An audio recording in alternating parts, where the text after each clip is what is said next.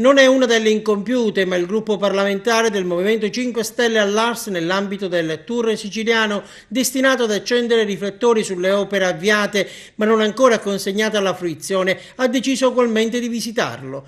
Così eccoli in maglia gialla a stringere l'obiettivo sul Salsetto, che assieme ad altri due ponti attraversa la statale 115 in territorio di Porto Empedocle. Le loro condizioni preoccupano, c'è già uno stanziamento per gli interventi di manutenzione, ma bisogna accelerare, continua a dire il sindaco Ida Carmina, ormai in costante pressing sui vertici dell'ANAS. E il primo cittadino di Vicata spiega alla compagine grillina eventuali soluzioni alternative. C'è una strada che potrebbe essere non dico di risoluzione definitiva, ma quantomeno potrebbe sicuramente alleggerire il traffico e quindi diminuire il pericolo, perché da qui potrebbe passare tutto il traffico veicolare pesante, i carichi forti, perché questo è l'asse viario dell'IRSAP predisposto per le attività industriali e portuali verso appunto il porto di Porto Empedocle. Quindi in teoria tutto se questo il traffico fosse funzionante, il traffico potrebbe in qualche modo... un lavoro previsto stimato in 7-8 mesi, doveva già essere completato, manca un finanziamento di 800.000 euro che a quanto pare è già stanziato. Ora ho richiesto urgentemente notizie e che avviino le fasi di completamento, proprio perché se si dovesse chiudere questo ponte, come è prevedibile che venga chiuso, fra l'altro qui non abbiamo solo questo, abbiamo anche i ponti sul torrente Re e il ponte sotto lo Spinola, che è molto alto come questo e forse più, direttamente sulle case.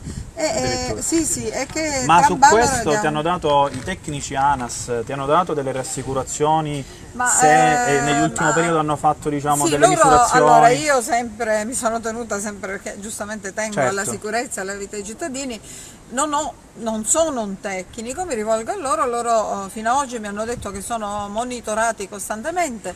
Io ho fatto presente che cadono calcinacci perché la gente è preoccupata. Oltre al fatto che si vedono proprio i ferri del pilastro, non vuol dire niente questo, non vuol dire giusto? niente. Infatti mi rassicurava in questo l'ingegnere Montesano dicendo appunto guardi, il fatto che siano esposti dei ferri non significa di per sé che una condizione di pericolo, però certamente anche le persone insomma sono impressionate. È preoccupante, allora vederlo da qua sotto, noi che siamo da qua sotto un pochettino ci preoccupa la situazione. Guardate questo pilastro di qua, certo è un po' difficile da vedere, giusto? Questo pilastro da questa parte di qua fino in fondo, là sopra, vedete un po' anche lì il supporto. Certo, vedendolo così, noi non siamo tecnici, ovvio che noi poi alla fine ci affidiamo al responso dei tecnici, però vedendolo così una certa impressione, si vedono anche qua i calcinacci. I tecnici dovrebbero fare costantemente e periodicamente delle misurazioni, soprattutto infatti a sulle settembre oscillazioni. verranno di nuovo, mi ha assicurato che ora a settembre verranno, perché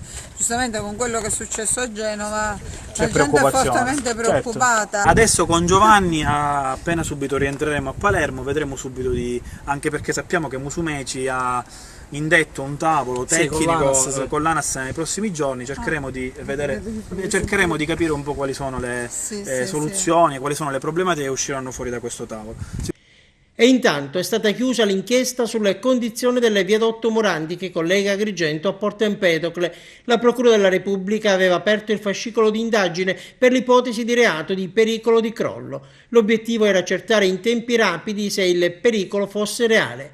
L'ANAS chiuse il transito subito dopo l'apertura dell'inchiesta.